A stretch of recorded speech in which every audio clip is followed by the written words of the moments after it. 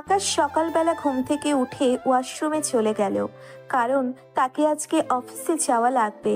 তার বাবা আরমান চৌধুরী তাকে সব কিছুই বুঝিয়ে দিবে, সকল অফিসের দায়িত্ব। আকাশ তাড়াতাড়ি করে ফ্রেশ হয়ে রেডি হয়ে সোজা খাবার টেবিলে চলে আসলো। আর খাবার টেবিলে আসার পরে তখন তার আম্মু বলতে লাগলো, কিরে, তোর না আজকে অফিসে প্রথম দিন? তোর বাবা বলেছিল তোকে অফিসে আগে চলে যাওয়ার জন্য, কিন্তু তুই কিনা দেরি করে যাচ্ছিস। আজকে না তোর অফিসে সবকিছু বুঝে নেওয়ার কথা। আসলে মা, আমি কি করব? আমি তো তাড়াতাড়ি ঘুম থেকে উঠতে চেয়েছিলাম, কিন্তু সকালে যে কেন এত ঘুম আসে আমার, আমি সেটাই তো জানি না। রাতে তো খুব তাড়াতাড়ি ঘুমিয়েছিলাম। সেই ছোট্টবেলা থেকে তো তুই একই কথা বলে আসছিস, এখনো পর্যন্ত এই ডায়লগটা চেঞ্জ করতে পারলি না। যা, তাড়াতাড়ি খাবার খেয়ে অফিসে যা। আকাশ কিছুটা শয়তানি হাসি দিয়ে তখন খাবার খেতে শুরু করলো। আর এইভাবেই খাওয়া দাওয়া শেষ করে তাড়াতাড়ি করে গাড়ি নিয়ে বেরিয়ে পড়লো অফিসের উদ্দেশ্যে। রাস্তায় আর এক বিপত্তি, সিগন্যালের জ্যাম পড়েছে। জ্যামের মধ্যে বসে আকাশ এপাশ ওপাশ করছিল, আর হঠাৎ করে দেখতে পারলো একটা গাড়িতে একটা মেয়ে বসে আছে। মেয়েটা ড্রাইভিং সিটে বসা, তারপর আবার রঙিন সানগ্লাস চোখের মধ্যে, দেখতে অনেকটাই পরীর মতো লাগছে। আকাশ তো প্রথম দেখায় মেয়েটার প্রেমে পড়ে গেছে। আকাশ তখন মেয়েটার ছবি তুলে নিয়ে সোজা অফিসে চলে আসলো। আর অফিসে আসার পরে যথারীতি তার বাবার সঙ্গে সকল কাজ করতে শুরু করলো। আর এদিকে মেয়েটার কথা মাথা থেকে কোনোভাবেই যাচ্ছে না। সবসময় শুধু মেয়েটার ওই মায়াবী চেহারাটাই মনে হচ্ছে। আকাশ তার বন্ধু সোহানকে কল দিল, আর সোহানকে কল দেওয়ার পরপরই সোহান কল রিসিভ করলো। আর তখন এপাশ থেকে আকাশ সব কিছুই খুলে বলল। সব কিছু শোনার পরে আকাশ মেয়েটার ছবি সোহানের কাছে পাঠিয়ে দিল। তারপর অফিসের কাজ করতে শুরু করলো। বিকেল বেলা সোহান তার অফিস শেষ করে সোজা আকাশের অফিসে চলে আসলো। অফিসে আসার পরে তখন সোহান আকাশকে বলতে লাগলো, প্রথম কথা হলো, মেয়েটা অনেক অহংকারী। এই মেয়ের মতো অহংকার অন্য কোনো মেয়ের আছে কিনা আমার জানা নেই। তারপর আবার অনেক বড়লোক বাবার মেয়ে, তার জন্যই ও এতটা অহংকারী। শেষ পর্যন্ত তুই কিনা একটা অহংকারী মেয়ের প্রেম প্রেমে পড়েছিস। একে নিয়ে সারা জীবন থাকবি কি করে? ছোটবেলা থেকে হয়তো মা বাবার অনেক বেশি আদর পেয়েছে, তার জন্য অহংকারী হয়ে গেছেন। কিন্তু আমি তো জানি আমি পারবো। আমি ওকে আমার মতো করে নিতে পারবো। দেখো, ভালোবাসা দিয়ে সব কিছু সম্ভব। হ্যাঁ, এটা ঠিক আছে যে ভালোবাসা দিয়ে সব কিছুই সম্ভব, কিন্তু তাই বলে এরকম একটা মেয়েকে তুই তোর নিজের বউ করে নিবি? কিন্তু মেয়েটাকে তোর পথে ফিরিয়ে আনার জন্য কতটা কষ্ট করতে হবে সেটা তুই বুঝতে পারছিস? একবারও ভাবতে পারছিস? আমি আর কোনো কথা বলতে চাই না এই বিষয়ে। তুই সব কিছুর ব্যবস্থা করে দে। মেয়েটার ব্যাপারে সব কিছুর ডিটেলস আমাকে বল।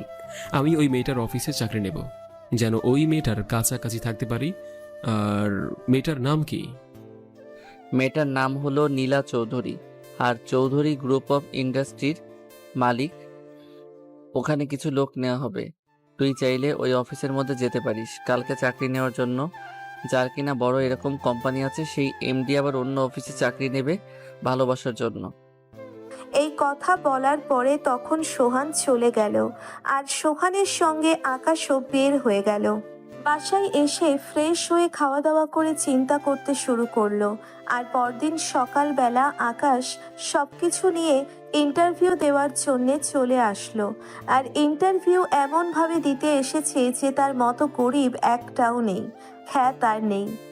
আকাশ চাকরির ইন্টারভিউ দেওয়ার জন্যে প্রায় 2 ঘন্টা ধরে ওয়েটিং রুমে বসে আছে। একে একে অনেককে পিয়ন ডেকে নিয়ে গেল, কিন্তু আকাশকে এখনো ডাকলো না। আকাশ বুঝে গেল আকাশের সিরিয়াল আসতে এখনো অনেক দেরি। ততক্ষণে চলুন তার পরিচয় দিয়ে দিই। পড়াশোনা শেষ করে চাকরির খোঁজ করছে, কিন্তু কোথাও চাকরি পাচ্ছে না আকাশ। আজকে একটা ইন্টারভিউ দিতে এসেছে। আপন বলতে আকাশের কেউ নেই। বাকিটা গল্পে জানতে বলতে পারবেন। বসে থাকতে থাকতে আকাশের ভালো লাগছে না। তখন পিয়ন এসে আকাশের নাম ধরে ডাকতে লাগলো। আকাশ মনে মনে ভাবলো, যাক, অবশেষে তার সময় এসেছে। আকাশ পিয়নকে বলে ভিতরে চলে গেল। ইন্টারভিউ রুমে 3 জন বসে আছে, 2 জন ছেলে 1 জন মেয়ে। আকাশকে তারা চেয়ারে বসতে বলল। আকাশ বসে পড়ল। তারপর তারা 3 জন প্রশ্ন করতে লাগলো। সেগুলো উত্তর জানা থাকায় দিয়ে দিল। আকাশের ইন্টারভিউ নিয়ে তারা খুব খুশি হয়েছেন। আর তখন আকাশ বলল, স্যার, ম্যাম, আমি কি বাহিরে অপেক্ষা করব, নাকি পরে আমাকে জানিয়ে দেওয়া হবে? যদি একটু বলতেন আর কি, তাহলে ভালো হয়। তখন স্যার জানালো পরে জানিয়ে দেওয়া হবে, সবার মেইলের মধ্যে। আকাশ এই কথা শোনার পরে অফিস থেকে বের হয়ে চলে আসলো। অফিস থেকে বের হয়ে সোজা ম্যাচে আসলো। আকাশ আসার পরে তখন সোহান আকাশ রুমে এসে জিজ্ঞাসা করতে লাগলো কি অবস্থা। আর তখন আকাশ বলতে লাগলো, আমি তো ইন্টারভিউ ভালো মতো দিয়ে এসেছি। এখন চাকরিটা হলেই বাঁচি। যদি চাকরিটা না হয়, তাহলে আমি বড় পথে বসে যাব রে। আমার আর কোনো কিছুই করার থাকবে না। আরে চিন্তা করিস না, আমি যখন বলেছি চাকরি হবে তার মানে হবে। আমি ম্যাডামকে তোর কথা অনেক আগেই বলেছি, আশা করি তোর চাকরিটা হয়ে যাবে। তুই আছিস দেখে একটু ভরসা পাচ্ছি, না হলে তো কোনো আশাই ছিল না যে এই যুগে আমার টাকা পয়সা ছাড়া, কোনো ঘুষ ছাড়া চাকরি হবে। এত টেনশন করিস না, সব কিছু ঠিক হয়ে যাবে। আর শোন, হয়তো কালকের মধ্যে মেসেজ চলে আসবে। এখন খাবার খেয়ে ঘুমিয়ে পড়, বিকালে তোকে নিয়ে একটা জায়গায় যাব। সোহান তার মতো করেই চলে যায়।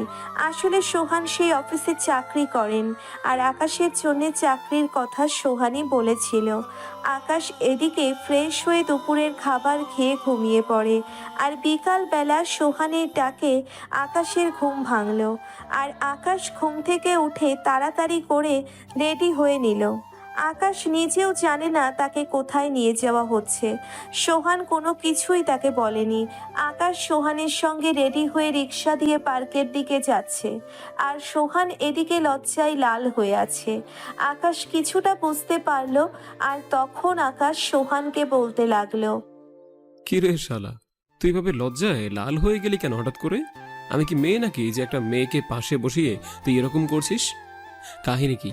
হ্যাঁ, কি হয়েছে সেটা বল আমাকে। দোস্ত, আজকে এই প্রথম আমি একটা মেয়ের সঙ্গে দেখা করতে যাচ্ছি। 6 মাস শুধুমাত্র মোবাইলে প্রেম করেছি, আর আজকে দেখা করতে যাচ্ছি, তার জন্যই তোকে নিয়ে যাচ্ছি। আরে দোস্ত, কি যে বলছিস না, আমাদের মাঝে গভীর প্রেম, এটা তুই বুঝবি না। তুই তো এখনো পর্যন্ত প্রেম কোনো কিছু করিসনি, তাই এগুলো তুই বুঝবি না। তখন আর কোনো কথা বলল না আকাশ।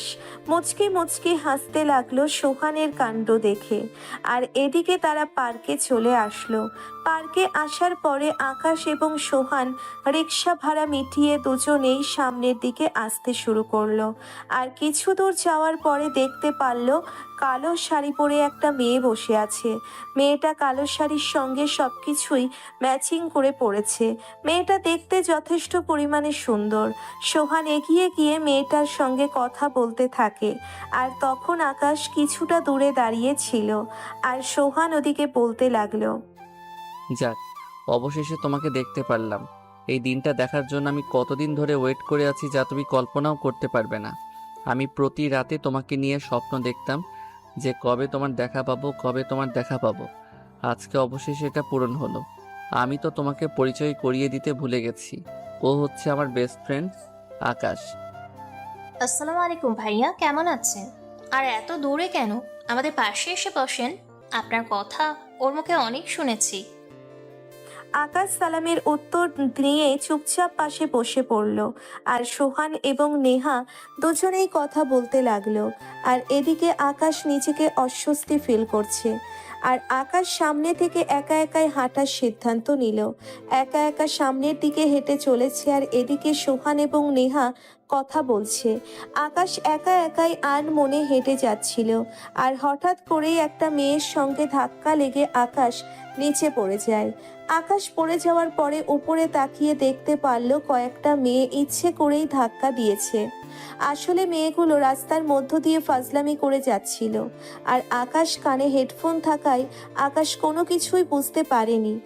আকাশ উঠে গিয়ে বলতে লাগলো, এই যে ম্যাডাম, আপনাদের কি কোনো কাণ্ডজ্ঞান নেই নাকি? রাস্তার মধ্যে ভাবে ফাজলামি করে যেতে হয় নাকি?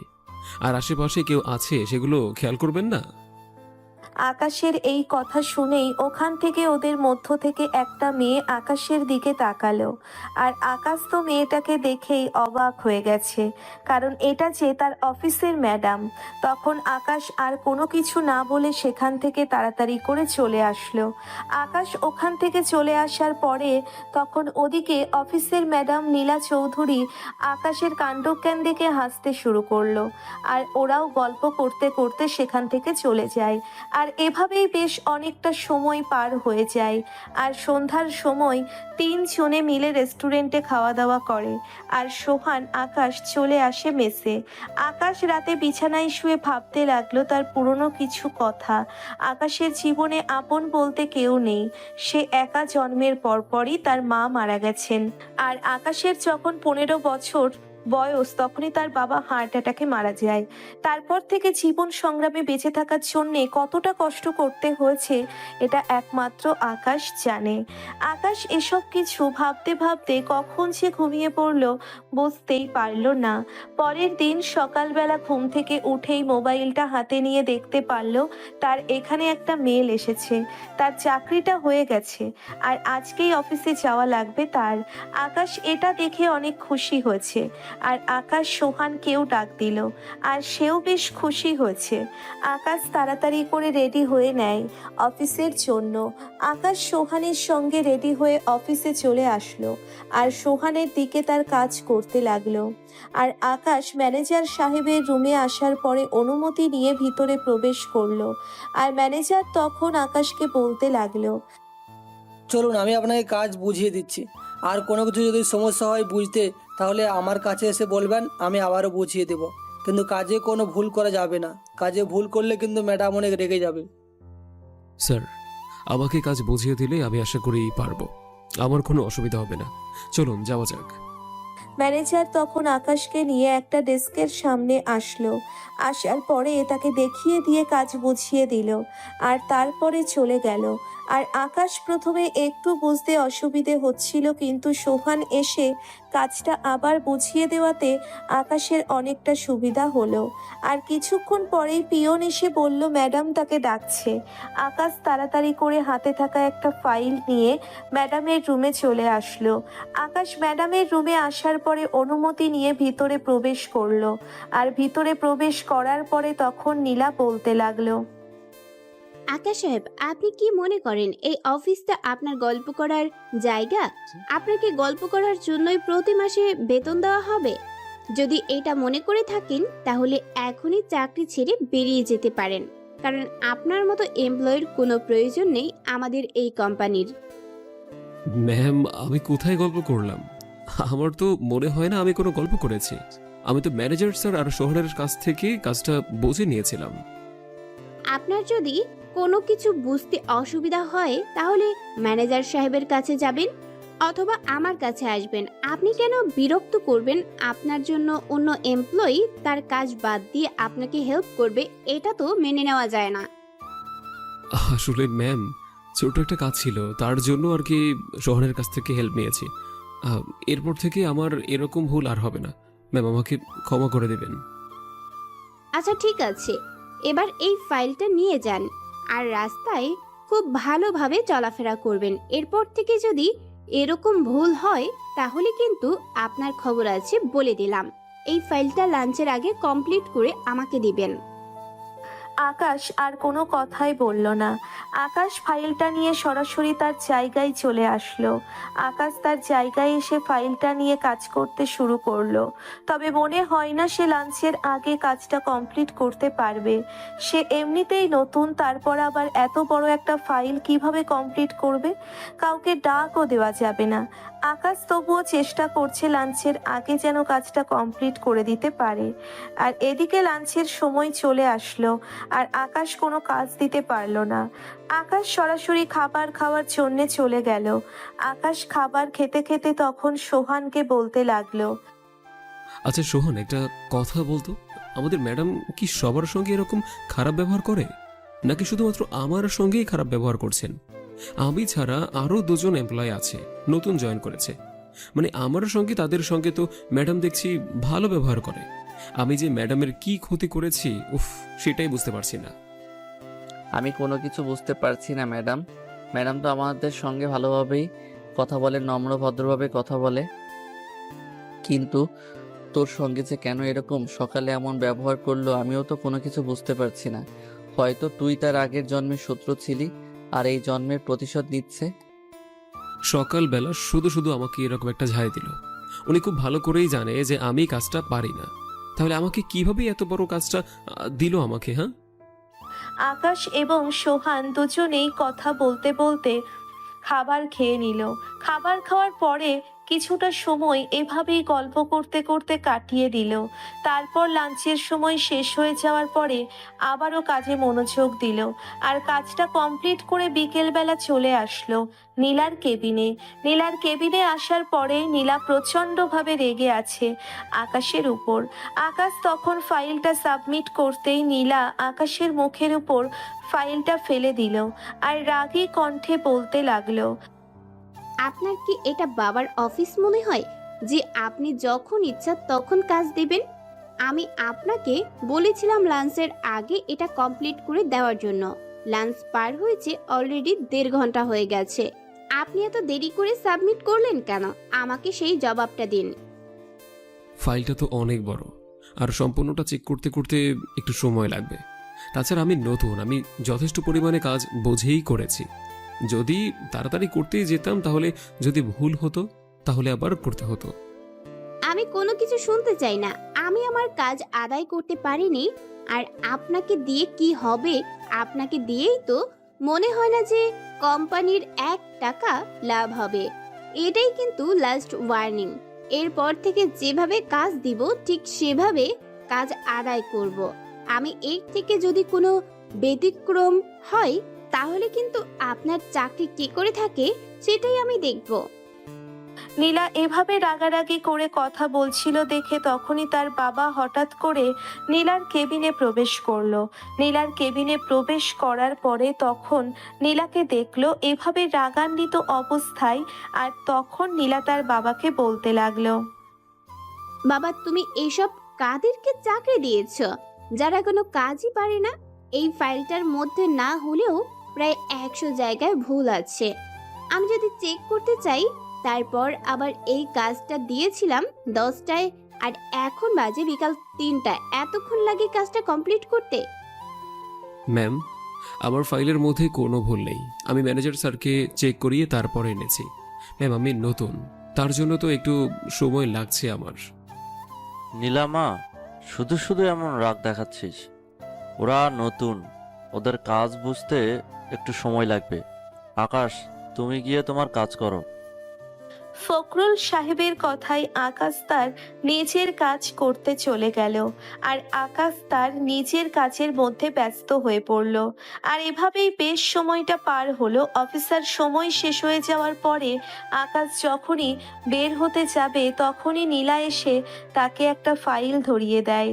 আর ফাইল ধরিয়ে দেওয়ার পরে তখন বলতে লাগলো, এই ফাইল কমপ্লিট করে তারপর বাসায় যাবেন। এই ফাইল কমপ্লিট করা না পর্যন্ত আপনি বাসায় যেতে পারবেন না। আমি আমার ক্যাবিনে আছি, ফাইলটা শেষ করে আমার কাছে নিয়ে আসবেন। কিন্তু ম্যাম, এখন তো অফিসের সময় শেষ। আমি না হয় কালকে কাজটা কমপ্লিট করে দেব, না হলে বাসায় নিয়ে গিয়ে তারপর ফাইলটা কমপ্লিট করে কালকে সকালবেলা এসেই আপনাকে দেব। কোনো প্রয়োজন নেই এই ফাইলটা ইমার্জেন্সি। এরপরে আপনি আমার সঙ্গে একটা জায়গায় যাবেন, মিটিংয়ে রয়েছে। আপনাকে যেটা বলেছি সেটা করুন। আকাশ আর কোনো কথা বলল না। আকাশ তার নিজের জায়গায় বসে কাজ করতে শুরু করলো, কারণ ম্যাডাম যেটা বলেছে সেটা তার করাই লাগবে, চাকরিতেও বলে কথা। আকাশ তার নিজের কাজ করতে লাগলো আর অবশেষে 1.5 ঘন্টার মধ্যে কাজটা শেষ করে। কেবিনে আসার পরে দেখতে পারলো ম্যাডাম ফোনে কারোর সঙ্গে কথা বলছিল, হয়তো বিজনেসের মিটিংয়ের জন্যে মনে হয়। আকাশ ফাইলটা জমা দেওয়ার পরে তখন নীলা কলটা কেটে দিয়ে আকাশকে বলতে লাগলো, এখনই তাড়াতাড়ি করে ড্রাইভারকে গাড়ি বের করতে বলুন। আর আজকে নতুন প্রোডাক্ট নিয়ে আলোচনা করা হবে, আর এটা সম্পূর্ণ দায়ভার আপনার। বায়ারকে কিভাবে এই প্রোডাক্টের সম্পর্কে বোঝাবেন সেটা আপনার ব্যক্তিগত বিষয়। যদি এই বায়ার হাতছাড়া হয়ে যায় তাহলে কিন্তু আপনার খবর আছে। আকাশ নীলার মুখ থেকে এরকম কথা শুনে অবাক হয়ে গেল, কারণ তার তো প্রেজেন্টেশন দেওয়ার মতো কোনো কিছুই নেই। সে কখনো কারোর সামনে দাঁড়িয়ে কথাও পর্যন্ত বলেনি, এটাই ফার্স্ট টাইম। তার মনের মধ্যে ভয় কাজ করছে। আর তারপর তাড়াতাড়ি করে ড্রাইভারকে বলল গাড়ি বের করার জন্য। আর কিছুক্ষণ পরে ম্যাডাম এসে গাড়িতে উঠল আর আকাশ সামনে বসে পড়ল। আকাশ সামনে বসে চিন্তা করছিল কিভাবে কি বলবেন, আর তখন ফাইলটা বারবার ওলটপালট করে দেখছিল কিছু একটা জানার জন্য। আর এভাবেই সময়টা পার হয়ে গেল। আর কিছুক্ষণ পরেই গাড়িটা একটা রেস্টুরেন্টের সামনে এসে থামলো।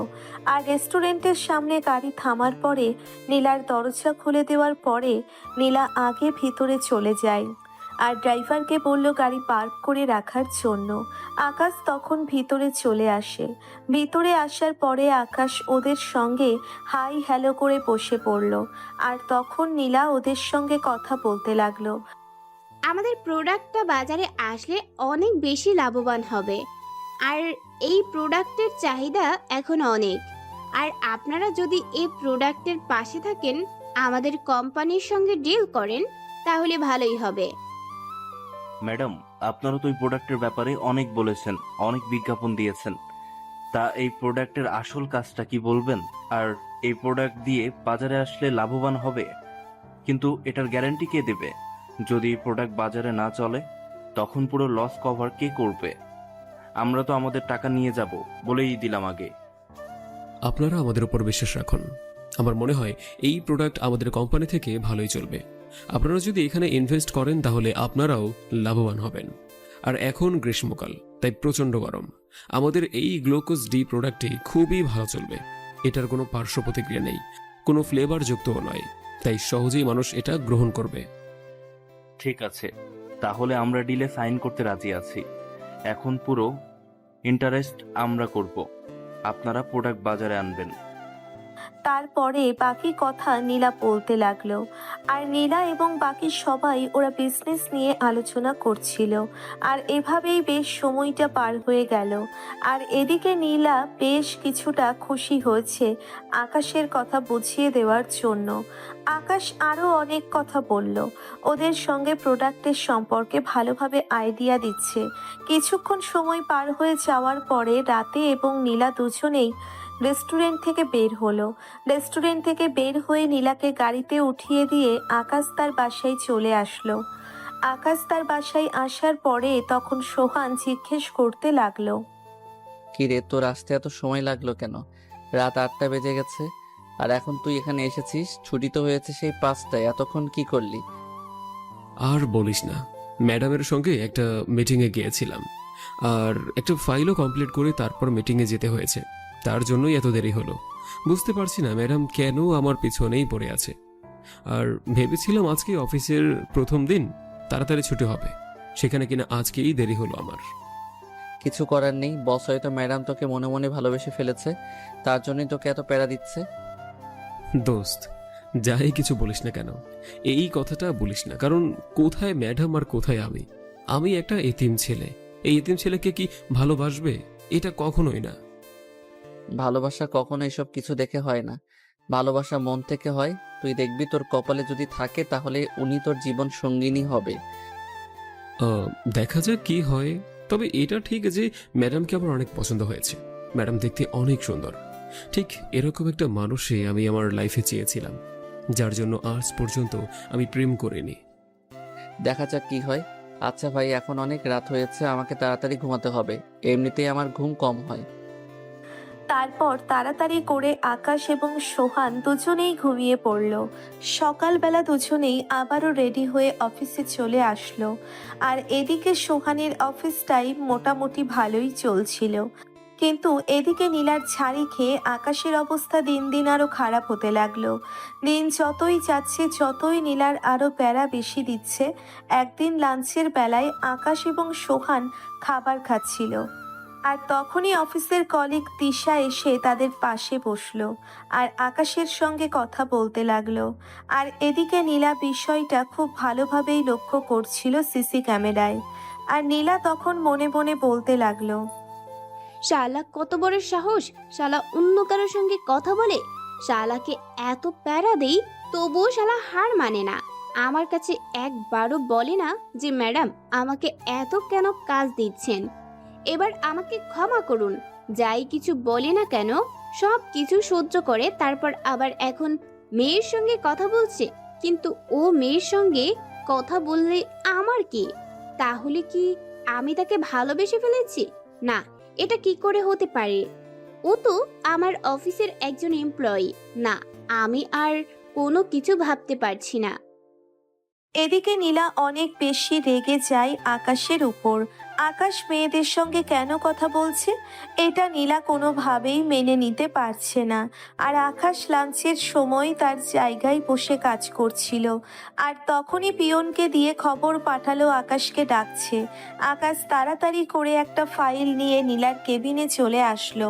আর কেবিনে চলে আসার পরে তখন নীলা বলতে লাগলো, আপনার সাহস কি করে হয় এভাবে মেয়েদের সঙ্গে কথা বলার? আমি না আপনাকে নিষেধ করেছিলাম, লাস্ট ওয়ার্নিং দিয়েছিলাম যে আপনি অফিস টাইমে কারো সঙ্গে কথা বলবেন না। আপনি তবুও কথা বলেছেন কেন? এদিকে কাজে ফাঁকি দেন, আবার ওদিকে মেয়েদের সঙ্গে কথা বলবেন, ওদের সঙ্গে প্রেম করবেন অফিসে বসে। এসব কিছু আমি তো সহ্য করব না। ম্যাডাম, আপনি কি বলছেন? আমি তো কোনো কিছু বুঝতে পারছি না। আমি কোথায় মেয়েদের সঙ্গে কথা বললাম? আমি তো লাঞ্চের পরের কাজেই মনোযোগ দিয়েছিলাম। আপনি ডাকলেন আর তারপর আসলাম। নীলা তখন আর কোনো কিছু না বলে আকাশকে একটা থাপ্পড় মারলো। আকাশ থাপ্পড় খেয়ে অবাক হয়ে নীলার দিকে তাকিয়ে আছে। আর নীলা তখন এগিয়ে এসে আকাশের কলার চেপে ধরে বলতে লাগলো, আমি বলেছিলাম তুই কারোর সঙ্গে কোনো কথা বলবি না, তার মানে কথা বলবি না। আমার কথাই শেষ কথা। আর যদি কোনো দিন কথা বলতে দেখি তাহলে তোর খবর আছে বলে দিলাম। আকাশ অনেকটা ভয় পেয়ে যায় নীলার এরকম ব্যবহারে, কারণ নীলার এরকম ব্যবহার আকাশ কখনোই দেখেনি। তাড়াতাড়ি করে তার জায়গায় চলে আসলো। তার জায়গায় এসে ভাবতে লাগলো কিভাবে কি হয়ে গেল। সে মেয়েদের সঙ্গে কথা বললে নীলার এত কেন চলে। আকাশ তার নিজের জায়গায় আর কোনো কিছু না ভেবেই কাজ করতে শুরু করলো। আর এভাবেই বেশ অনেকটা সময় পার হয়ে যায়। আর এভাবে বেশ অনেক দিন কেটে যায়। আকাশের সঙ্গে তিশার কিছুটা ভাব, অথচ আকাশের এদিকে কোনো মনোযোগ নেই। আকাশ শুধুমাত্র বন্ধুর মতোই মনে করে। এদিকে তিশা আজকে অফিস তাড়াতাড়ি ছুটি হয়ে যাওয়ার জন্যে আকাশকে নিয়ে পার্কে চলে আসলো। আকাশ আসতে চাইছিল না, কিন্তু তিশা জোর করেই তাকে পার্কে নিয়ে আসলো। তা নিয়ে আসার পরে তখন তিশা বলতে লাগলো, কেন যে তোমার সঙ্গে এত ম্যাডাম ঝগড়া করে আমি সেটাই বুঝতে পারি না। আচ্ছা, এসব কথা বাদ দাও। এখন তোমাকে যে কারণে এখানে নিয়ে এসেছি, আসলে আমি তোমাকে একটা কথা বলতে চাই। আরে তুমি এরকম করে কথা বলছো কেন? যা বলার সরাসরি বলো। এরকম লোকচুরি করে কথা বলাটা আমি একদম পছন্দ করি না। যা বলার সরাসরি বলবে। আসলে আকাশ, কিভাবে যে কথাটা বলি, আমি তোমাকে ভালোবেসে ফেলেছি। তোমার কথাবার্তা, তোমার সবকিছু দেখে আমি পুরো মুগ্ধ হয়ে গেছি। প্লিজ তুমি আমাকে ফিরিয়ে দিও না। আমি তোমাকে সত্যিই অনেক বেশি ভালোবাসি। সরি, আসলে তোমাকে ফিরিয়ে দেওয়ার আমার কোনো ইচ্ছে নেই। তবে বিশ্বাস করো, আমি তোমাকে ভালোবাসতে পারবো না। আমি অন্য কাউকে ভালোবাসি। সে যদি আমার না হয় তবুও আমার কোনো দুঃখ নেই। তবে আমি তাকে একতরফাভাবেই ভালোবেসে যাব। তুমি আমার খুব ভালো বন্ধু।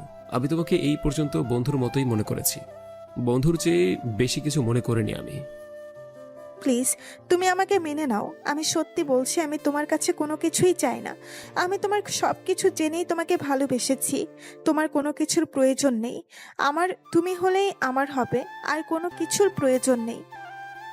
প্লিজ এসব নিয়ে আর কোনো কথা বলবে না। আমি চাই না যে এসব বিষয়ে আমি আর কোনো কথা বলি তোমার সাথে। তুমি আমার একমাত্র শুধু বন্ধু। হ্যাঁ, এর চেয়ে বেশি কিছু তোমাকে নিয়ে ভাবতে পারবো না। তুমি আমাকে শুধুমাত্র বন্ধুই ভাববে, এর চেয়েও বেশি কিছু আমাকে নিয়ে ভেবো না। আমি অন্য কাউকে ভালোবাসি। কেন তুমি এটা বুঝতে পারছো না? হ্যাঁ, জোর করে কখনো ভালোবাসাটা হয় না, সব কিছু হলেও। দেখো, আমি তোমাকে সত্যি অনেক বেশি ভালোবাসি। তুমি যদি আমার না হও তাহলে আমি তোমাকে কাউকে হতে দেব না। কে সেই মেয়ে যার কারণে তুমি আমাকে রিজেক্ট করে দিচ্ছ? কে সেই মেয়ে সেটা তোমার জানার কোনো প্রয়োজন নেই। আমি চাই না যে আমার ব্যক্তিগত বিষয় নিয়ে তুমি কোনো কথা বলো। আমাকে আমার মতো করে থাকতে দাও। এরপর যদি তুমি এসব বিষয় নিয়ে কথা বলো তাহলে তোমার সঙ্গে আমার বন্ধুত্ব রাখা সম্ভব হবে না। প্লিজ তুমি একটু কথাটা বুঝতে চেষ্টা করো। আমি সত্যিই অনেক বেশি তোমাকে ভালোবাসি। তোমাকে নিয়ে আমি প্রতি রাতে স্বপ্ন দেখি।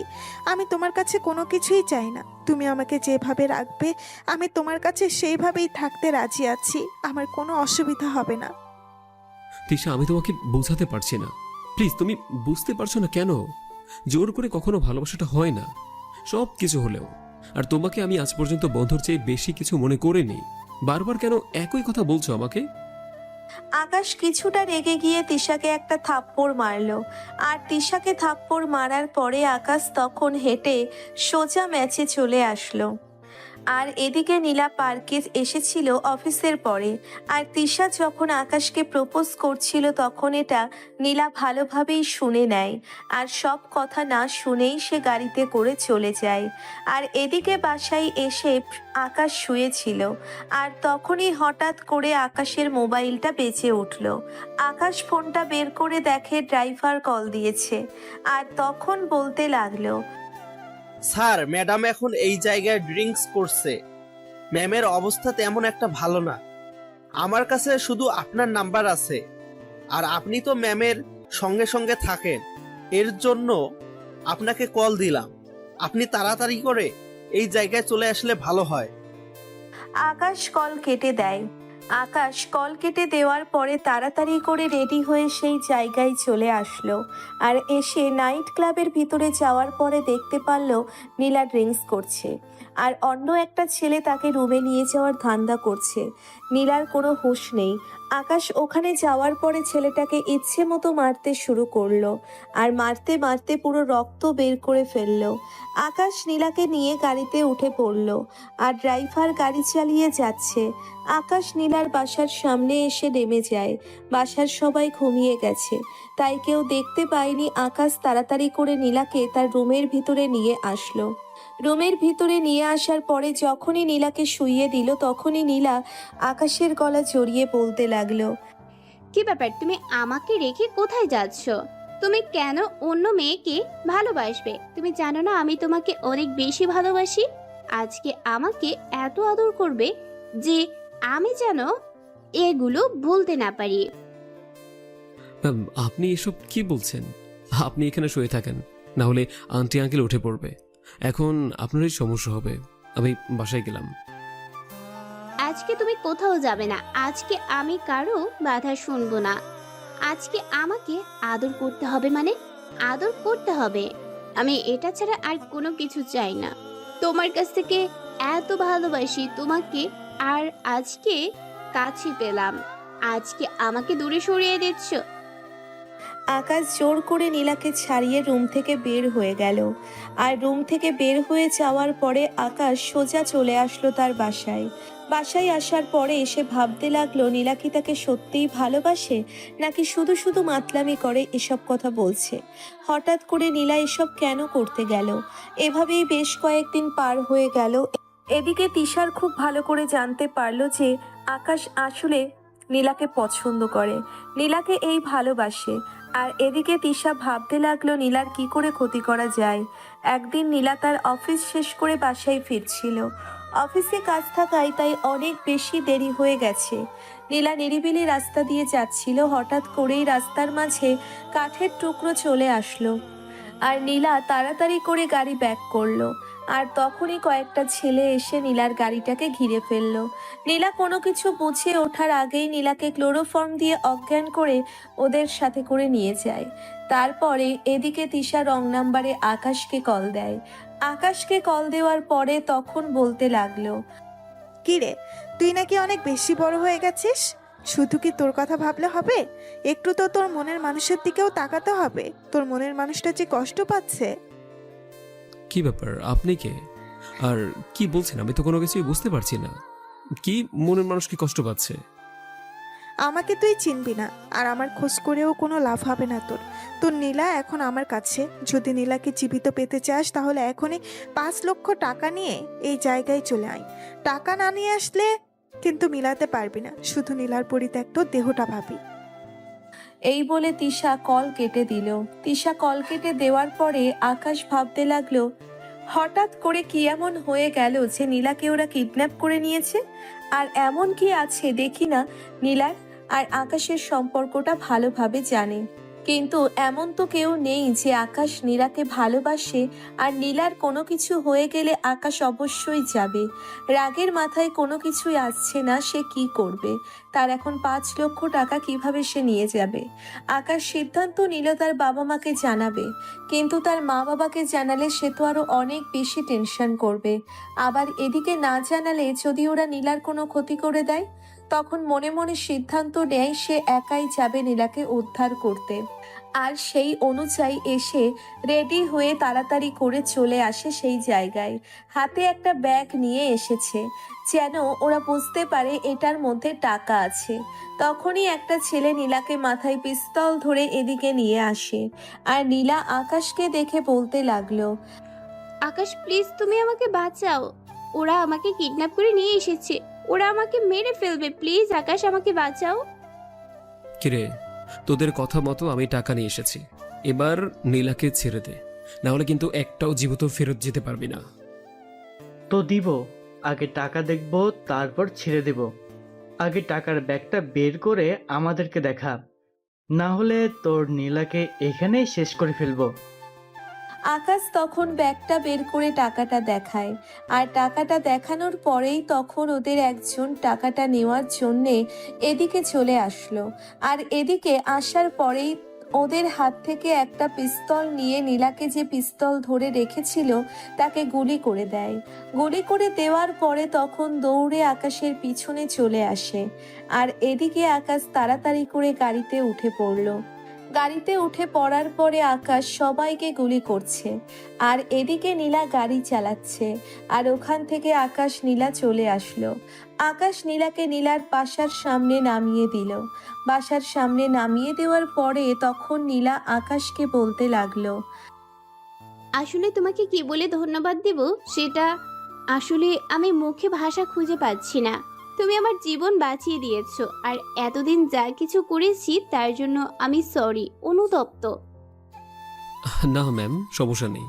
আপনি আমাদের স্যার, আর আপনি আমাদের সঙ্গে এরকম করতেই পারেন। আমরা তো ভুল করবই, তাই না? আর আপনি সেগুলো আমাদেরকে শুধরে দেবেন, এটাই তো নিয়ম। আমি কোনো কিছু মনে করিনি, আর কখনো মনে করবও না। আকাশ আর কোনো কিছু না বলে রাতে একটা রিক্সা নিয়ে সে তারা মেসে করে আসলো।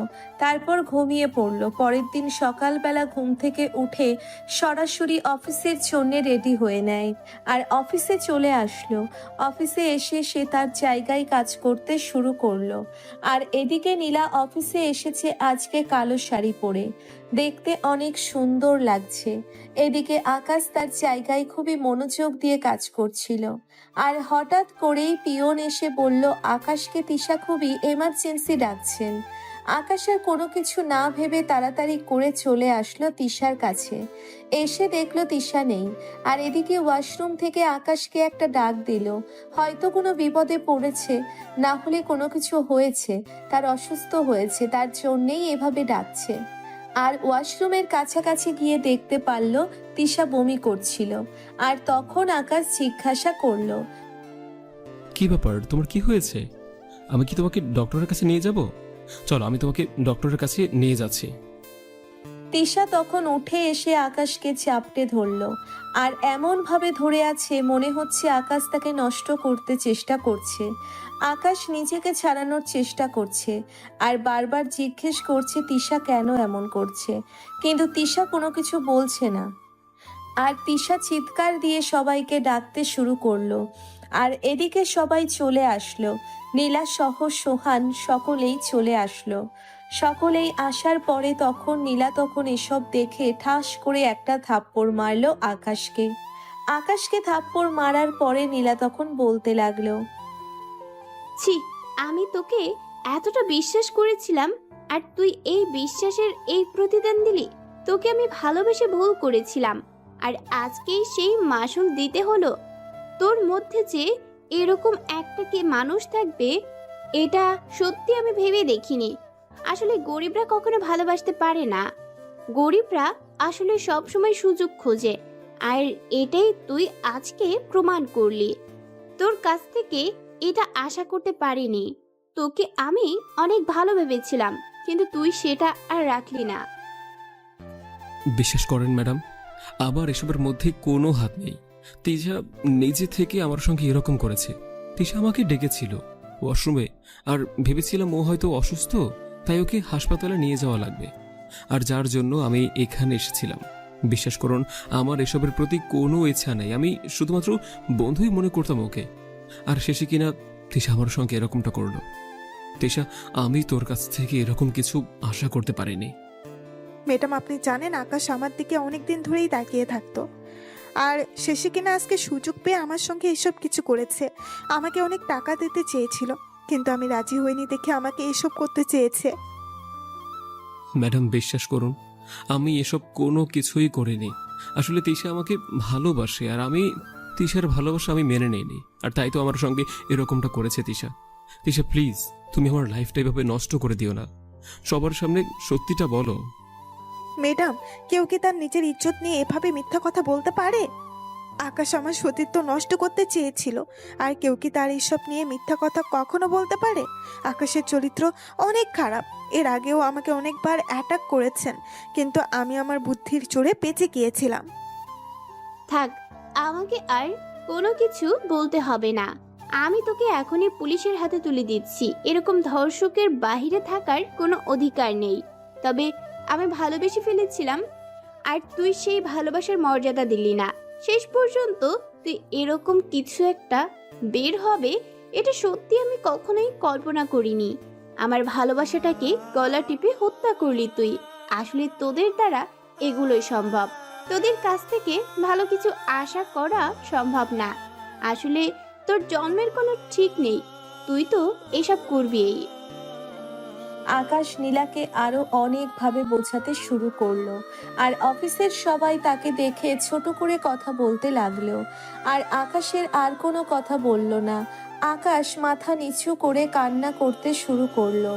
আর কিছুক্ষণের মধ্যেই পুলিশের গাড়িটা চলে আসলো। পুলিশের গাড়ি আসার পরে আকাশকে পুলিশ অ্যারেস্ট করে থানায় নিয়ে যায়। এইদিকে নীলার রাগে পুলিশকে বলে দেয় ইচ্ছে মতো পেটানোর জন্য। আর এদিকে আকাশকে জেলে নিয়ে যাওয়ার পরে ওসি সাহেব জিজ্ঞাসা করলো, বল, তুই কেন তিশাকে নষ্ট করতে চেয়েছিলে? অফিসের মধ্যে চাকরি করবি আর অফিসে বসে এরকম কাজ করবি? তুই কি মনে করেছিস দেশে আইন বলতে কোনো কিছু নেই? তোদের মতো ছেলেদের আমার খুব ভালো করেই চেনা আছে। তাড়াতাড়ি স্বীকার কর, তাহলে কিছুটা শাস্তি কম পাবি। স্যার, আপনি যদি আমাকে মেরেও ফেলেন, মরার আগ পর্যন্ত আমি এটা বলবো যে আমি তাকে ধর্ষণ করতে চাইনি। এসবের প্রতি আমার কোনো ইচ্ছে নেই। ও নিজে থেকেই আমার সঙ্গে এরকম কিছু করেছে। কেউ কি তার নিজের সতীত্ব নিয়ে এরকম কিছু করতে পারে? তুই কি আমাকে বোকা পেয়েছিস? তুই যদি এগুলো না করতে যেতি তাহলে আজকে এই ঘটনা ঘটতো না। আজকে তোদের মতো ছেলেদের জন্যই মেয়েরা আজকে অসহায়। ওসি সাহেব আর কোনো কিছু বলল না। ওসি সাহেব আকাশকে ইচ্ছে মতো পেটাতে শুরু করলো, কিন্তু পেটাতে পেটাতে আধমরা করে ফেললো, কিন্তু ওর মুখ দিয়ে হ্যাঁ কথা বের করতে পারলো না। ওসি সাহেবের কাছে সকালবেলা নীলা চলে আসলো, আর নীলা আসার পরে তখন ওসি সাহেবকে জিজ্ঞাসা করতে লাগলো ও স্বীকার করেছে কিনা। আর তখন ওসি বলতে লাগলো, ম্যাডাম দেখুন, আমরা সবসময় চোর বাটপার দর্শক এসব নিয়ে পড়ে থাকি, ঠিক যেমন সেটা আমরা খুব ভালো করে বুঝতে পারি। আমার কেন জানি মনে হচ্ছে আপনার কোথাও না কোথাও ভুল হচ্ছে, ছেলেটা এসব করেনি। আপনি কি বলছেন এসব? আপনি জানেন ও একটা মেয়েকে ধর্ষণ করতে চেয়েছিল, আর আপনি যাকে এভাবে ছেড়ে দিচ্ছেন। আর সবাই তো আর এক না, তাই না? ও স্বীকার করে নেই তোর কি হয়েছে, আর নিজে বলছে ও এটা করেছে। আরে আমি নিজে গিয়ে দেখেছি জাপটে ধরে তিশাকে নষ্ট করতে চেয়েছে। দেখুন ম্যাম, আমরা অনেক সময় দু চোখ দিয়ে যা কিছু দেখি, দু চোখ দিয়ে দেখার মধ্যে থেকেও কিছু কিছু ভুল হয়ে থাকে। আমরা যা দেখি তা সত্যি, কিন্তু এইসব কিছু দেখার মাঝেও অনেক কিছু লুকিয়ে থাকে যেটা আমরা দু চোখে দেখতে পাই না, কিন্তু সেটা আসলেই ঘটে। বুঝতে পারছেন কি আমার কথা? ওসি সাহেব, আপনার কথাটা আমার বিশ্বাস হচ্ছে না। আমার মনে হয় সে এটা করেছে। ওর দৃষ্টান্তমূলক শাস্তি চাই। আমি ওই মানুষটা এরকম বের হবে আমি সত্যি কল্পনা করিনি। আচ্ছা ভালো কথা, আপনার অফিসে সিসি ক্যামেরা তো আছেন। আমরা সিসি ক্যামেরার ফুটেজটা চাই। আমরা কোন পক্ষ হয়ে কাজ করি না, যেটা সত্যি সেটাই সবার সামনে আনার চেষ্টা করি, আর এই কারণে আমাদেরকে সরকার থেকে বেতন দেওয়া হয়। আপনি আমাকে সিসি ক্যামেরার ফুটেজটা দিবেন। ওয়াশরুমের সামনে একটা সিসি ক্যামেরা আছে, তবে সেটা তেমন একটা ভালো নয়। ভেবেছিলাম কয়েকদিন পরে পাল্টাবো। অনেক সময় ওয়াশরুমে গিয়ে সিগারেট খায়, আর এই কারণেই সিসি ক্যামেরাটা লাগানো হয়েছিল। মানে ওয়াশরুমের ভিতরে কে যায় কে আসে সেটা দেখার জন্য। আর ঘটনা তো ঘটেছিল ওয়াশরুমের সামনেই। ভালো কথা, আমি এখনই ওনাকে পাঠাচ্ছি। আপনাকে যেতে হবে না, আপনি অফিসে ফোন করে দিন, ম্যানেজার আপনাকে পাঠিয়ে দেবে। আপনাকে নিয়ে আমি সিসি ক্যামেরা চেক করব, না হলে তো আপনি বিশ্বাস করবেন না। নীলা তখন ফোন করে ম্যানেজার সাহেবকে বলল সিসি ক্যামেরার ফুটেজটা তাড়াতাড়ি করে ওসি সাহেবের কাছে পাঠিয়ে দেওয়ার জন্য।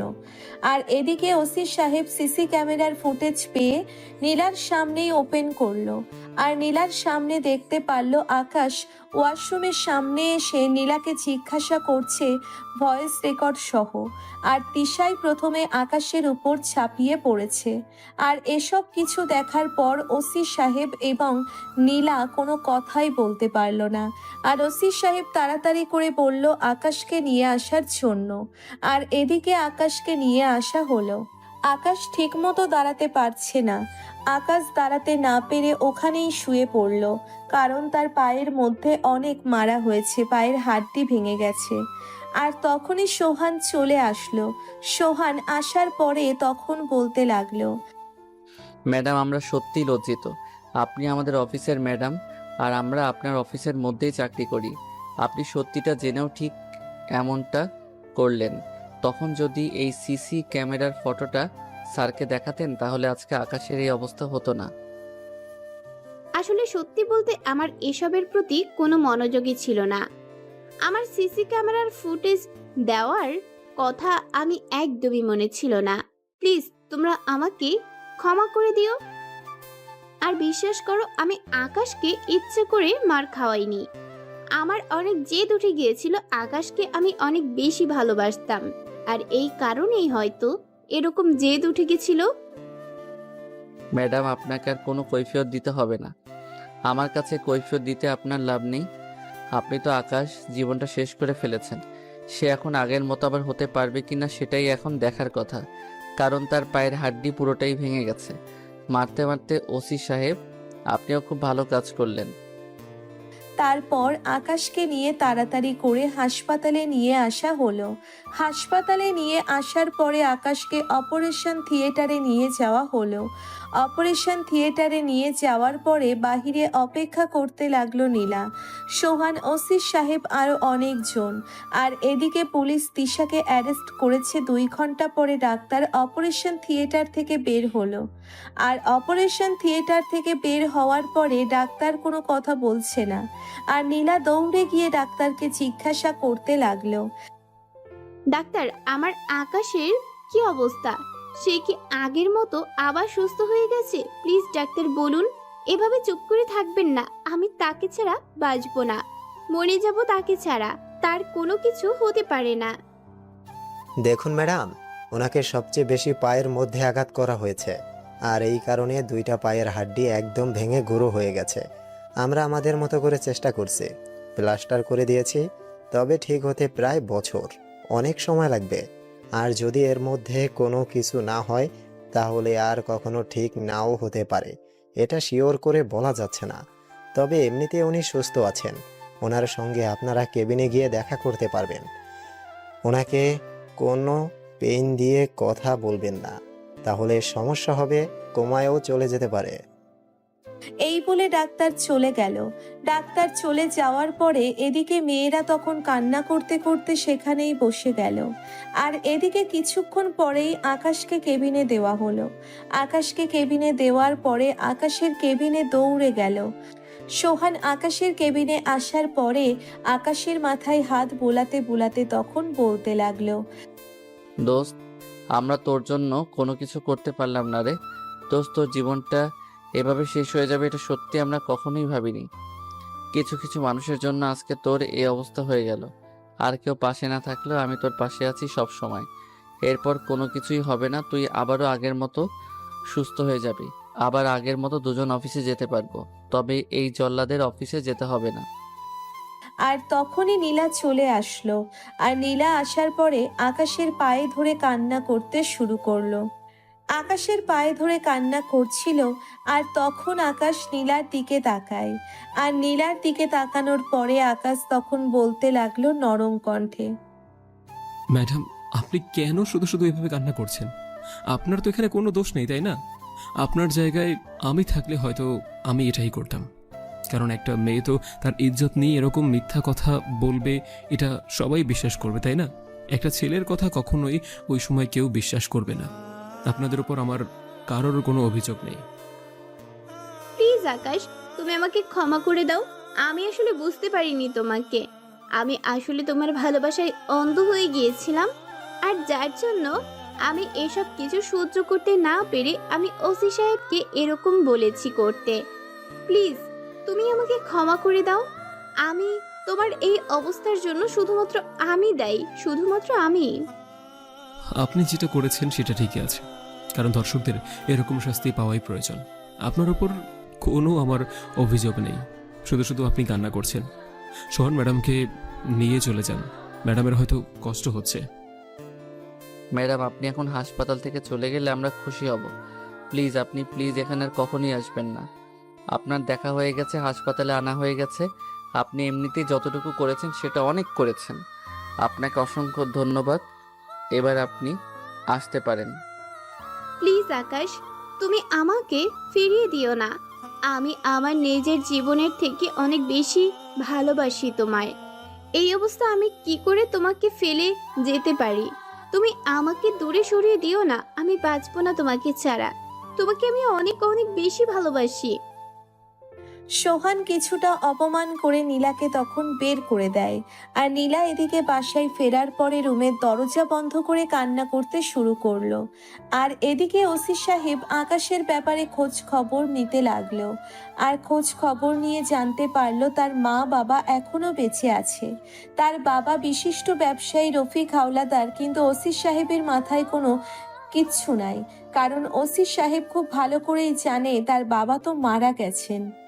আর এদিকে রফিক হাওলাদার তখন ওসি সাহেবকে বলতে লাগলো, ওসি সাহেব, যিনি মারা গেছেন উনি আমার অফিসের ম্যানেজার ছিলেন। উনি আমার ছেলেকে চুরি করে নিয়ে গিয়েছিল।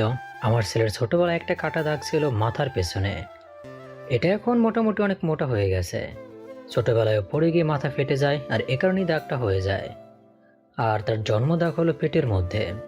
সে যেদিন আমার কাছ থেকে হারিয়ে গিয়েছিল সেদিন তার পরনে পাঞ্জাবি আর পায়জামা ছিল। আমি অনেক জায়গায় খুঁজেছি, অনেক জায়গায় রিপোর্ট লিখেছি, কিন্তু কোথাও আমার ছেলেকে খুঁজে পাইনি।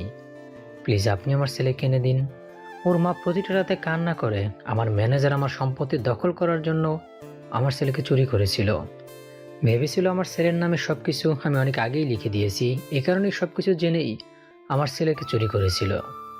তখন আমার ছেলের বয়স 5 বছর ছিল, আর এ কারণেই ওর এখন কোনো কিছুই মনে নেই। আমি যতটা জানতে পেরেছি ততটা হলো আকাশকে ছোটবেলায় ওই লোকটা বুঝিয়ে দিয়েছিল তার মা নাকি ছোটবেলায় মারা গেছে, আর উনিও মারা গেছে আকাশ যখন 15 বছর বয়স ছিল। আকাশ শুনেছে এতিমখানায় মানুষ হয়ে এ পর্যন্ত এসেছে। ওসি সাহেব, আপনি যেভাবে পারেন আমার ছেলের কাছে আমাকে নিয়ে যান, আমি আর থাকতে পারছি না। আমার ছেলেকে না দেখে আর আপনাকে কি বলে ধন্যবাদ দিব সেটা আসলে বোঝাতে পারছি না। ওসি সাহেব তাড়াতাড়ি করে রফিক হাওলাদারকে হাসপাতালে নিয়ে আসলো। হাসপাতালে নিয়ে আসার পরে সকল কিছু কাকিকে বলল। রাশির এই অবস্থা দেখে কি বলবে, আসলেই বুঝতে পারছে না।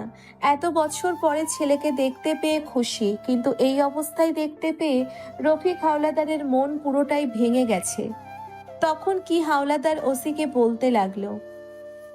ওসি সাহেব, আপনি আমার ছেলেকে তো এনে দিলেন, কিন্তু এই অবস্থায় কেন এনে দিলেন? এর চেয়ে না দেখা তো আরো অনেক ভালো ছিল। এটা দিয়ে আরো তীব্র যন্ত্রণার। রফিক হাওলাদার ডাক্তারের সঙ্গে কথা বলার জন্যে তার কেবিনে চলে গেল, আর ডাক্তারের সঙ্গে কথা বলে জানতে পারল। তখন ডাক্তার বলল, ওনাকে যদি সিঙ্গাপুর নিয়ে চিকিৎসা করাতে পারেন তাহলে মনে হয় উনি সুস্থ হতে পারে। আমার মনে হয় আপনাদের সিঙ্গাপুর নিয়ে যাওয়া উচিত। উনি তাড়াতাড়ি করে সুস্থ হয়ে যাবে। যত টাকা লাগে আমি দিব, তবু আমার ছেলেকে আমি সুস্থ দেখতে চাই। আপনি ব্যবস্থা করুন, টাকা পয়সার কোনো সমস্যা নেই। আমার এত টাকা পয়সা আছে, এগুলো দিয়ে আমি কি করব যদি আমার ছেলেই না থাকে? ঠিক আছে, আমি তাহলে ব্যবস্থা করছি। কালকেই আপনারা সিঙ্গাপুর চলে যান। এইদিকে ডাক্তার আকাশকে সিঙ্গাপুর নিয়ে যাওয়ার জন্য সকল ব্যবস্থা করলো। আর এদিকে নীলা চলে আসলো হাসপাতালে। নীলাও সিঙ্গাপুর চলে যাবে। নীলা অনেক বেশি পাগলামি করছেন, আর শেষ পর্যন্ত রফিক হাওলাদার বলল নীলাকে নিয়ে যাওয়ার জন্য। তারপর পরের দিন সকালবেলা তারা বিমানবন্দরে পৌঁছে যায় সময় মতো, আর ঠিক সকাল 11টার ফ্লাইটে করে সিঙ্গাপুরের উদ্দেশ্যে রওনা দেয়। সিঙ্গাপুর সময় বিকেল 4টেয় ওরা সিঙ্গাপুর বিমানবন্দরে এসে থামলো, আর ওখান থেকে সোজা হাসপাতালে চলে আসলো। হাসপাতালে গিয়ে আসার পরে ডাক্তাররা নিয়ে গেল অপারেশন থিয়েটারে। আর অপারেশন থিয়েটারে নিয়ে যাবার পরে এদিকে নীলা কান্না করতে করতে বারবার অজ্ঞান হয়ে যাচ্ছে। আর তখন রফিক হাওলাদার বলতে লাগলো, নীলা, শুধু শুধু এত কান্না করছো কেন? রাতে কোনো কিছুই হবে না। তুমি শুধু আল্লাহর কাছে দোয়া করো ও যেন আবার আমাদের মাঝে ফিরে আসে। ওর কোনো কিছু হবে না। আমি তো ওর বাবা, আমি খুব ভালো করেই জানি আমার ছেলের কোনো কিছু হবে না। ও আবারও ফিরে আসবে। ওর এই অবস্থার জন্য শুধুমাত্র আমি দায়ী। আমার কারণে ওর এই অবস্থা হয়েছে। ওর যদি কোনো কিছু হয়ে যায় তাহলে আমি নিজেকে কখনো ক্ষমা করতে পারবো না। প্লিজ নীলামা, শান্ত হও। ওর কোনো কিছু হবে না।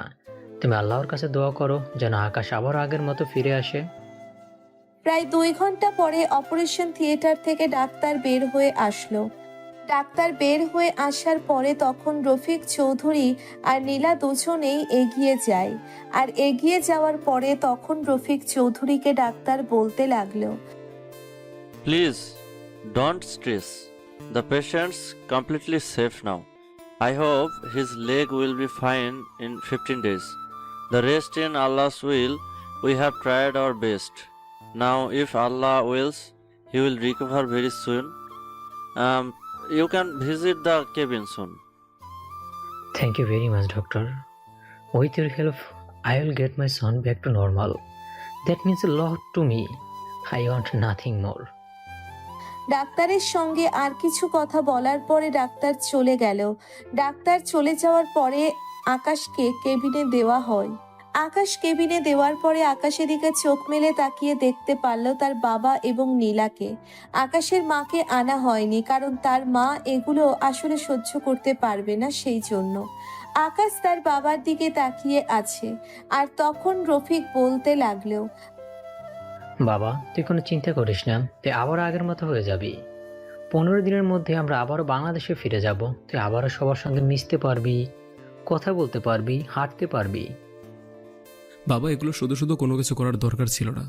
বাকি জীবনটা না হয় এভাবেই কাটিয়ে দিতাম। অনেক কষ্ট করে এ পর্যন্ত এসেছি, বাকিটা জীবন কষ্ট করে কাটিয়ে দিতাম। কোনো অসুবিধা ছিল না তো আমার। কি বলছিস বাবা? তোকে এতদিন পরে আমরা আবারও ফিরে পেয়েছি। সে ছোটবেলায় হারিয়ে গিয়েছিলি, ওই ম্যানেজার তোকে চুরি করে নিয়ে গিয়েছিল। তোকে কত জায়গায় খুঁজেছি, কিন্তু কোথাও তোকে আমি খুঁজে পাইনি। আমি এমন কোনো জায়গা নেই যে তোকে আমি খুঁজিনি। সমস্ত জায়গায় খুঁজেছি, কিন্তু কোথাও তোকে আমি খুঁজে পাইনি। আজকে তোকে ফিরে পেয়েছি, এই অবস্থা দেখতে পারবো এটা সত্যি কখনো কল্পনাও করিনি। তোর মা তোর জন্য প্রতি রাতে কান্না করে। আকাশ আর কোনো কথাই বলল না। আকাশ চুপচাপ বসে রইল। আর এদিকে নীলা আকাশকে খাইয়ে দিচ্ছে, আর খাবার খাওয়ানোর পরে তখন ঔষধ খাইয়ে দিল। আর এভাবেই বেশ 15টা দিন পার হয়ে গেল। আর এখন কিছুটা সুস্থ হয়েছে আকাশ, এখন কিছুটা হাঁটাচলা করতে পারে। আকাশ প্রায় 1 মাস পরে সিঙ্গাপুর থেকে আজকে বাংলাদেশ ফিরল, আকাশ এবং রফিকের সাথে। নীলা আকাশকে বড় একটা বাড়িতে নিয়ে আসা হলো। রাতে বাড়িটাকে দেখে অবাক হয়ে তাকিয়ে আছে। এত বড় বাড়ি কখনো হতে পারে? আকাশ চারিপাশে বাড়িটাকে ঘুরে ঘুরে দেখছে। আর এদিকে আকাশের মা তাড়াতাড়ি করে আকাশের কথা শুনে দৌড়ে চলে আসলো। আকাশের কাছে আসার পরে তখন আকাশকে জড়িয়ে ধরে কান্না করতে করতে বলল, বাবা, তুই এসেছিস? আমি সে কবে থেকে তোর জন্য অপেক্ষা করে আছি। তুই কখন আসবি? আমি তোর মুখটা আমি কখন 2 চোখ ভরে দেখবো? আমি আর অন্য কিছু চাই না বাবা, আমি তোর কাছে শুধু এটাই চাই, তুই বাকিটা জীবন আমার সঙ্গে থাক। আমি আর কয়দিন বাঁচবো? যতদিন বাঁচবো তুই আমার চোখের সামনে থাকবি, কখন আমার থেকে দূরে চলে যাবি না। মা, তুমি এসব কথা কি বলছো? প্লিজ এসব কথা বলো না। আমি আর কোথাও কখনো যাব না, সব সময় তোমার পাশেই থাকবো। আকাশ এবং তার মা দুজনে কথা বলতে বলতে বাড়ির ভিতরে নিয়ে গেল।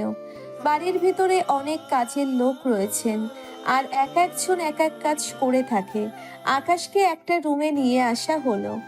রুমটি খুবই সুন্দর করে গোছানো। রুমের প্রতিটি জিনিসই কাছের। রুমটা দেখে রাতে খুব পছন্দ হয়েছে। আকাশ রুমের চারিদিকে ঘুরে ঘুরে দেখতে শুরু করলো। আর এভাবেই বেশ অনেকটা সময় পার হয়ে যায়। আর প্রেমিক আকাশের জন্য খাবারের জন্য ডাকতে আসলো। আর ওরা সবাই মিলে একসঙ্গে খাওয়া দাওয়া করতে লাগলো। আর তখন রফিক হাওলাদার বলতে লাগলো, এবার তো তুমি তোমার ছেলেকে পেয়েছো, এবার ছেলের বিয়েটা করিয়ে দাও। ছেলেটা বড্ড বেশি ভালোবাসে নীলাকে, যত তাড়াতাড়ি বিয়ে দেবে তত তাড়াতাড়ি আমাদের জন্য মঙ্গল। দুজন দুজনকে অনেক বেশি ভালোবাসে। হ্যাঁ, তুমি ঠিকই বলেছ। তাহলে তুমি আজকেই বিয়ের প্রস্তাব নিয়ে নীলার বাবার কাছে যাও, কি কথা বলো, খুব তাড়াতাড়ি বিয়ের ডেট ফাইনাল করো। আমিও বাসায় একা একা থাকি, আমারও গল্প করার মানুষ হবে। সকলেই কথা বলতে বলতে খাবার খেয়ে নেন। খাবার খাওয়ার পরে আকাশ রুমে চলে আসলো। আর রুমে এসে নীলার সঙ্গে কথা বলতে লাগলো। আর ওদিকে নীলা বলতে লাগলো, যাক, অবশেষে তোমার আমার বিয়েটা হতেই যাচ্ছে। আমার তো আর তো সেখানে করছে আজকেই তোমার কাছে চলে আসার জন্য, কিন্তু কোনো উপায় নেই। আমার সঙ্গে থাকতে থাকতে তোমার অভ্যাস হয়ে গিয়েছে, আর এরকমটাই মনে হচ্ছে। চিন্তা করো না, 2-3 দিনের ভিতরে তোমাকে এখানে নিয়ে আসবো, আর এবার হবে। তাই নাকি? তাহলে তো আরো অনেক ভালো। 2-3 দিনের মধ্যে যদি তোমার কাছে যেতে পারি তাহলে তোমাকে বাসর রাতে আমি আমার নিজেকেই সারপ্রাইজ দিব। আরে, তোমাকে সারপ্রাইজ দিয়ে আমি কি করব? পুরনো জিনিস নতুন খামে করে আমার ঘরে আনবো, এটা কি আবার সারপ্রাইজ হতে পারে নাকি? সারপ্রাইজ তো দিতে পারো এরকম হলো যে তিশার সঙ্গে প্রেমটা করিয়ে দিতে পারো। শালা কুত্তা, তোর সাহস কত বড়! তুই হবু বউয়ের সামনে তুই প্রেম করিয়ে দেওয়ার কথা বলছিস অন্য মেয়ের সঙ্গে? একবার বিয়েটা হতে দে, তারপর বোঝাচ্ছি তোকে। যতই বেশি ওয়ারবি করো না কেন, নাটাই কিন্তু আমার হাতে। বিয়ে করব না, বাবাকে এখনই গিয়ে বলছি। যাও গিয়ে বলো উনি আরো তোমাকে কয়েকটা দিবে, তাহলে তোমার শিক্ষা হবে। এর আগে তো তোমার শিক্ষা হবে না। এখন ফাজলামো বাদ দিয়ে বিকেলবেলা বাবার সঙ্গে আসবে কিনা সেটা বলো। এভাবে ওরা দুজনে মিলে কথা বলতে লাগলো। আর সময়টা পার হলো। আর এদিকে রফিক হাওলাদার নীলার বাবার কাছে গিয়ে কথা বলতে লাগলো, আর কথা বলে বিয়ের দিন তারিখ ঠিক করলো। 2 দিন পরই তাদের বিয়ে, আর দেখতে দেখতে 2টা দিন পার হয়ে গেল। আজকে নীলা এবং আকাশের বিয়েটা হয়ে গেল। রাবি এখন দাঁড়িয়ে আছে বাসর ঘরের সামনে, ভিতরে যেতে অনেক বেশি ভয় পাচ্ছে। আর তখন পেছন থেকে এসে আকাশের মা বলতে লাগলো, কে রে হারামজাদা, তুই এখানে কেন দাঁড়িয়ে আছিস? এখানে ভিতরে না গিয়ে মেয়েটা সে কখন থেকে তোর জন্য বসে আছে। আর রাত কয়টা বাজে দেখেছিস? রাত 1টা বেজে গেছে। তার ভেতরে যা গিয়ে ঘুমা। মেয়েটার উপর দিয়ে সারাদিন কতটা ধকল গেছে। আকাশ তার মায়ের কথা এর ভিতরে প্রবেশ করলো। তার ভিতরে প্রবেশ করার পরে দরজা লক করে দিল। আর এদিকে কোনো কিছু বুঝে ওঠার আগেই আকাশের কলার ধরে ছুরি এগিয়ে দিয়ে বলতে লাগলো, এই শালা, তোরা আসতে এত দেরি হয় আর আমি সেই কখন থেকে বসে আছি। আজকে তোকে মেরে ফেলবো।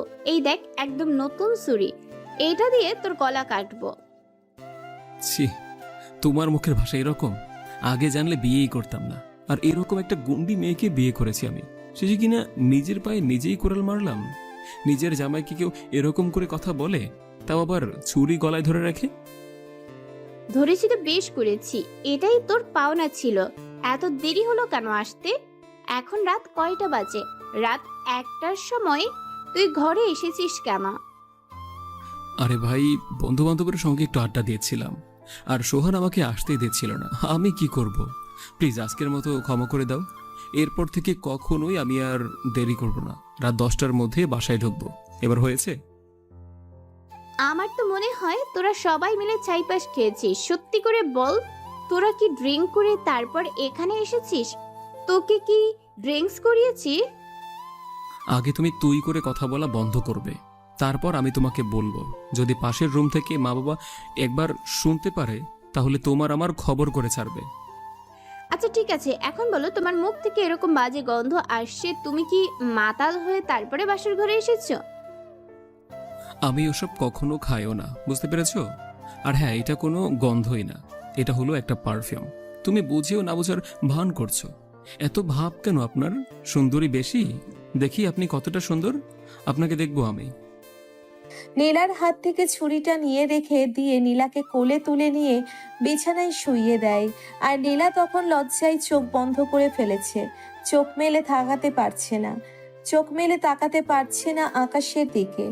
আকাশ তখন নীলার সামনে আসা চুলগুলো পেছনে ঠেলে দেয়, আর নীলা ঠোঁটের দিকে এগিয়ে যায়। আকাশ তখন নীলার ঠোঁটজোড়া দখল করে নিল। প্রায় 5 মিনিট পরে নীলাকে ছেড়ে দিল। আর নীলাকে ছেড়ে দেওয়ার পরে তখন আকাশ বলতে লাগলো, কি ব্যাপার, তুমি আমার ঠোঁটের মধ্যে কামড় দিয়েছো কেন? এইবার তো তুমি আমার এখান থেকে যেতে পারবে না। তুমি দেখো আজকে তোমার কি অবস্থা করে। আমাকে কামড় দেওয়া, তাই না? যা কিছু করো না কেন, ঠোঁটের মধ্যে কামড় দিও না প্লিজ। কারণ সকালবেলা যখন আমি বের হব তখন মা থাকবে, বাবা থাকবে, তোমার সব বন্ধু বান্ধব সকলেই আসবে, খাওয়া দাওয়া করবে। ওদের সামনে কি করে থাকবো বলো তো? আমার ভীষণ লজ্জা করবে প্লিজ। এটাই তো তোমার শাস্তি। আর লজ্জা করবে কেন? তুমি তো তোমার ভালোবাসার মানুষের কাছ থেকেই আদর পাচ্ছ, তাই না? হাজবেন্ডের সঙ্গেই করেছো। এখানে লজ্জা পাওয়ার কোনো কিছু নেই। লজ্জা হলো ছেলেদের। আমি যেহেতু লজ্জা পাচ্ছি না, তাহলে তুমি কেন লজ্জা পাবে? শয়তান একটা লজ্জা ছেলেদের, তাই না? ওকে ঠিক আছে, দেখা যাক আপনার লজ্জা আছে কিনা। তবে আপনার যে লজ্জা শরম নাই, এটা কিন্তু অলরেডি জানা হয়ে গেছে। দেখো, আমি কিন্তু তোমাকে স্পর্শ করিনি, আমার কোনো দোষ নেই। তুমি নিজেই কিন্তু আমার কাছে এসেছো, তার মানে আমি নির্দোষ। সকল দোষ তোমার। সত্যি বলতে আজকে আমি অনেক খুশি। আমি আমার ভালোবাসার মানুষকে নিজের করে পেয়েছি। কয়টা মেয়ে পারে এভাবে তার ভালোবাসার মানুষকে জয় করে নিতে? কয়টা ভালোবাসা এরকম পূর্ণতা পায়? হাতে গোনা কয়েকটা। কিন্তু তাদের মধ্যে যে আমিও একজন থাকবো, এটা সত্যি অন্যরকম একটা ফিলিংস, যেটা আমি তোমাকে বলে বোঝাতে পারবো না। আমি তো চিন্তা করছি অন্য কথা। এই পুরো জীবন আমার এরকম একটা আটার বস্তাকে সারা জীবন বহন করে নিয়ে যেতে হবে। আর একটু শুকনো হলে ভালো হতো না? যে অন্যরকম মেয়েদের মতো। তাহলে রোমান্স করতেই আর বলতে পারলাম না। আকাশ কথাটা শেষ করতে পারলো না। আকাশের ঠোঁটজোড়া দখল করে নিল আর নীলাও রেসপন্স দিতে লাগলো। আর এভাবেই দুজন মিলে হারিয়ে গেল এক অজানা রাজ্যে। ফজরের আজানের শব্দে নীলার ঘুমটা ভেঙে যায় আর নীলা জেগে উঠে দেখতে পারল সে আকাশের বুকে শুয়ে আছে। কারো শরীরে কোনো কিছু নেই। আকাশ চাদর পেঁচিয়ে তাকে বুকের মাঝে জড়িয়ে ধরে রেখেছে। নীলা অনেক লজ্জা পাচ্ছে আর চোখ বন্ধ করে অন্যরকম একটা ফিলিংস কাজ করছে, যেটা আসলে বলে বোঝানো সম্ভব না। কেন জানি নীলার এই সময়টা অনেক বেশি ভালো লাগছিল, তবে তার চেয়ে বেশি লজ্জা লাগছিল না। আর হঠাৎ করেই আকাশ রাগী কণ্ঠে বলতে লাগলো, এরকম বেড়ালের মতো এদিক ওদিক করছো কেন? চুপচাপ ঘুমাও, আমাকেও ঘুমাতে দাও। আমার অনেক বেশি ঘুম পাচ্ছে, রাতে ঘুমাতে পারিনি বেশি। কোনো ঘুম নেই, আগে নামাজ পড়বে তারপর ঘুমাবে। যা উঠে নামাজ পড়ো, আজান দিয়েছি, প্লিজ উঠে পড়ো, এসে আবার ঘুমাবা। ওরা দুজনেই গোসল করে নামাজ আদায় করে নেয়। নামাজ আদায় করে আকাশের বুকে আবারও ঘুমিয়ে পড়ল নীলা। নীলা আকাশ বুকে শুয়ে আছে, আকাশকে খোঁচাখুচি করছে। আকাশ তখন রাগী কণ্ঠে বলতে লাগলো, হাত পা ভেঙে দিয়ে একদম প্যাকেট করে পার্সেল পাঠিয়ে দেবো তোমার বাপের বাড়ি, বুঝতে পেরেছো? চুপচাপ ঘুমাতে দাও। নীলা আকাশের কথাই হাসতে লাগলো। আর এভাবেই না হয় চলতে থাকুক তাদের মিষ্টি ভালোবাসার গল্পটা। নিত্য নতুন ভালোবাসার গল্প পেতে আমাদের চ্যানেলটি এখনই সাবস্ক্রাইব করে পাশে থাকবেন। ধন্যবাদ সবাইকে।